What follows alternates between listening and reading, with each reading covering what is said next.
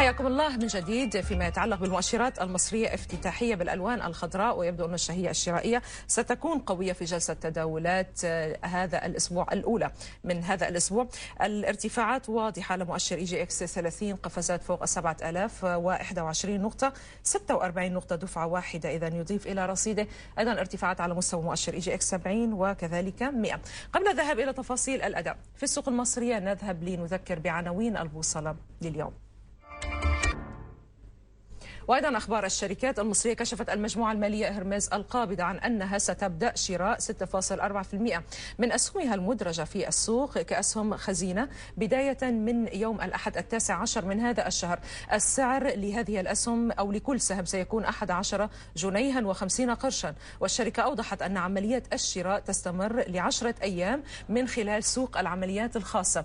يذكر بأن هرمز قالت الخميس الماضي أن مجلس إدارتها اعتمد خطة شراء أسهم خزينة بقيمة مليار جنيه على مرحلتين خلال الأشهر التسعة الأولى من 2014. إذن فيما يتعلق بالسهم يتفاعل إيجابا مع هذه الأخبار بطبيعة الحال. إذن ارتفاعات قياسية للسهم، يعني أي خبر قادم عن عمليات شراء أسهم إذن يكون دائما له تفاعل قوي. ووافق مجلس إدارة بنك التعمير والإسكان المصرية على توزيع سهم مجاني لكل 10 أسهم قائمة. وكشف رئيس البنك فتحي السباعي عن أن مصرفه يستهدف زيادة إجمالي أصوله لتتجاوز 15 مليار و600 مليون جنيه بنهاية هذا العام. يذكر بأن بنك التعمير والإسكان حقق أرباح خلال الأشهر التسعة الأولى من 2013 تجاوزت 283 مليون جنيه مقارنة بذات الفترة من 2012 عندما بلغت الأرقام 246 مليون جنيه. إذا شهدت التداولات ما تزال قوية في السوق. كثير من الألوان الخضراء نراها حاليا في السوق المصرية. عدد الشركات المتراجعة كثير متواضع، يعني حتى لا يتجاوز أصابع اليد الواحدة. للحديث أكثر حول السوق المصرية معنا من القاهرة السيد محمد جاب الله، وهو مدير تداول شركة التوفيق لتداول الأوراق. مرحبا بك سيد محمد ويسعد أوقاتك. شو الأحوال؟ صباح الخير. صباح النور. يعني أحوال مطمئنة فيما يعكسه السوق على الأقل، يعني هذه الافتتاحية القوية. برأيك السوق تجاوز كثير من إشكالياته؟ هل برأيك سنتوقع يعني مرحلة جديدة طويت الصفحات الماضية بقوة، خصوصا عندما نسمع حتى هذه الأخبار القادمة من هرمز يعني فيما يتعلق بشراء الأسهم؟ والله يعني احنا يمكن اتكلمنا في الأسبوع اللي فات على طول ان احنا كنا بنتوقع ان خلال الفترة القصيرة القادمة ان احنا هنشوف مستوى 7245. المستوى ده اللي احنا نزلنا من عنده كان يوم 5/1/2011 قبل أحداث يناير 2011 مباشرة، وابتدينا نستعد للأحداث دي. الحمد لله النهاردة يعني على زي ما حضرتك بتقولي احنا تجاوزنا محطة الألفية السبعة، وتجاهلنا حتى كان عندنا مقاومة صغيرة عند مستوى 6960 تجاهلناها في بدايات الجلسة، وأعتقد ان احنا هنستمر. يمكن من فترة أعتقد أن احنا كنا في شهر 7 اللي فات كنا بنتوقع أن الفترة القادمة أو السنوات القادمة ستكون السنوات الذهبية للبورصة المصرية بقيادة قطاع الاتصالات تحديدا وقطاع الإسكان. النهاردة بينضم ليهم هرمز بعد الإعلان عن خطة شراء لأسهم الخزينة بسعر 11 جنيه ونص. أنا أتوقع أن هو مش هيستمر الفترة، هم يعني بيتكلموا لغاية الربع الثالث. أنا متهيألي أن هم هيخلصوا الصفقة أو هيخلصوا عرض الشراء في خلال أسابيع ما تتعداش 3 أو 4 أسابيع.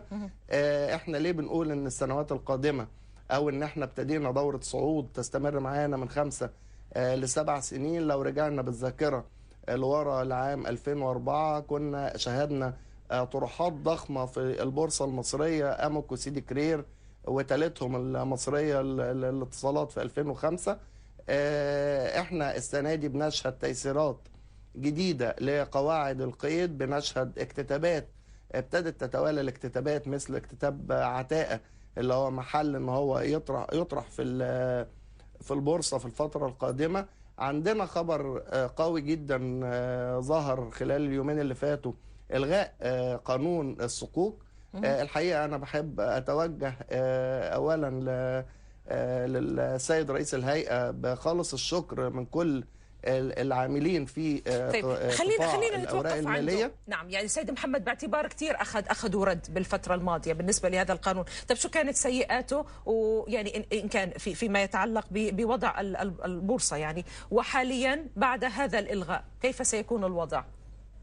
والله هو كل حاجة في الدنيا ليها مميزاتها وليها سلبياتها. احنا اتكلمنا على موضوع الصكوك وقلنا ان سلبياته بتنحصر في البورصة المصرية عن سحب السيولة من السوق المصرية. وقد كان احنا ساعة ما القانون ده ابتدى التفكير فيه، احنا كان التداول بتاعنا من بعديه ابتدى يقل جدا، نظرا او تمهيدا لتوفير السيولة اللازمة للدخول في مشروع الصكوك او للاكتتاب في الصكوك. طيب انا دلوقتي لما لغيت قانون الصكوك، فبالتالي الشريحة اللي كانت هتتوجه وخرجت بالفعل من السوق المصرية أو البورصة المصرية عشان توفر السيولة للدخول في الاكتتاب في الصكوك، حاليا خلاص قانون الصكوك اتلغى، فبالتالي هنشهد عودة مرة أخرى للسيولة. والسيولة دي ضخمة، مش سيولة قليلة، لأن هي يعني أغلبها بيبقى صناديق ومؤسسات كانت ابتدت تسيل فعلا في الفترة اللي ظهر فيها القانون استعدادا للدخول فيه. هترجع تاني ما قدامهاش غير ان هي تستثمر في السوق المصرية مرة اخرى، وتحاول ان هي تعوض حتى الفترة اللي فاتت اللي ظلت السيولة موجودة في خزائنها استعدادا للقانون الذي تم إلغائه.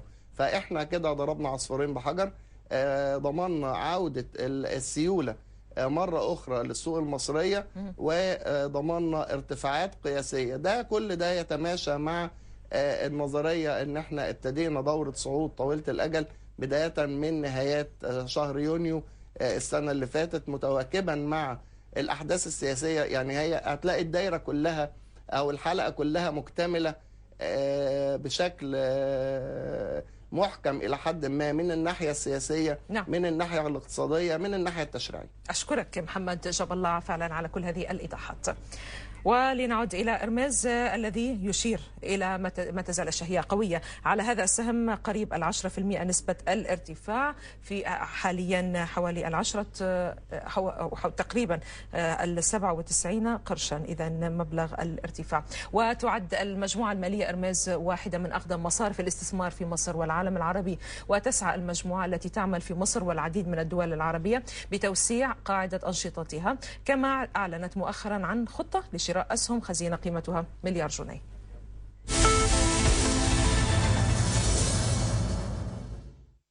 قد لا يختلف الكثيرون على قدرة المجموعة المالية هرمس على النمو بشكل متسارع في السوق المصرية والعديد من أسواق المنطقة خلال السنوات الماضية، فالمجموعة التي تعد واحدة من أقدم بنوك الاستثمار في مصر والعالم العربي تأسست عام 1984 واستطاعت أن تنشر أنشطتها في العديد من الدول العربية وأدرجت في بورصتي مصر ولندن.